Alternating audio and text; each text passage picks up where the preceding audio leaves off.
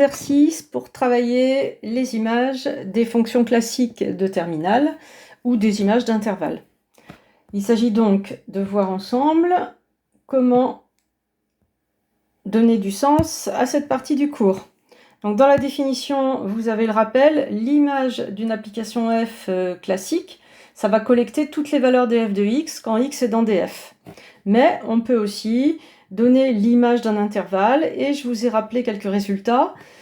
Puisque les fonctions classiques de terminal vont être continues, eh bien, les images prendront la forme d'intervalles ou d'union d'intervalles, et en cas de monotonie, il suffira de regarder les extrémités.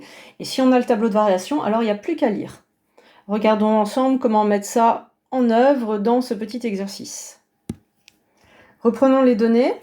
F est une fonction classique de terminal. Ça va nous permettre de supposer qu'elle est continue. C'est pour ça que les images d'intervalles sont des intervalles. J'insiste pas, le point sera approfondi un peu plus tard dans le cours, mais c'est vraiment essentiel. Et donc je vais l'écrire, parce que vraiment, la continuité, c'est important pour répondre à ces questions. On va supposer qu'elle est continue sur moins 3, 4, parce que c'est une fonction classique de terminal. Alors, est-ce que f de moins 3, moins 1, donc ici, on parle de l'image de l'intervalle moins 3, moins 1, est égale à l'intervalle, fermé lui aussi, où les extrémités sont ici, les images des bouts de cet intervalle.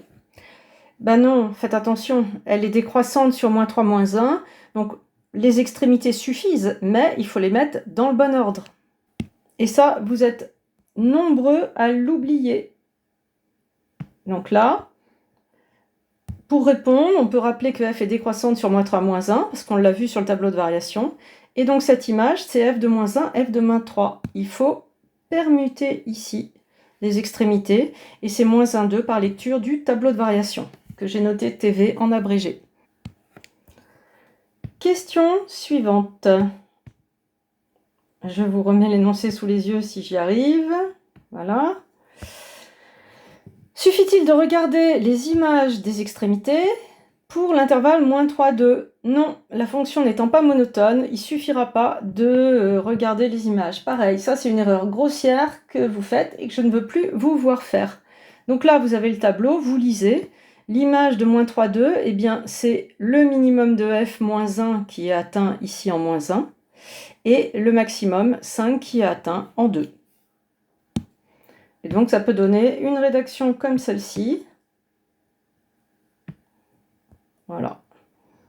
Elle n'est pas monotone, on ne peut pas se contenter de regarder les extrémités. Et donc, voilà la réponse, f de moins 3, 2. Ça sera l'intervalle fermé, moins 1, 5, parce qu'évidemment, c'est atteint, ces valeurs-là.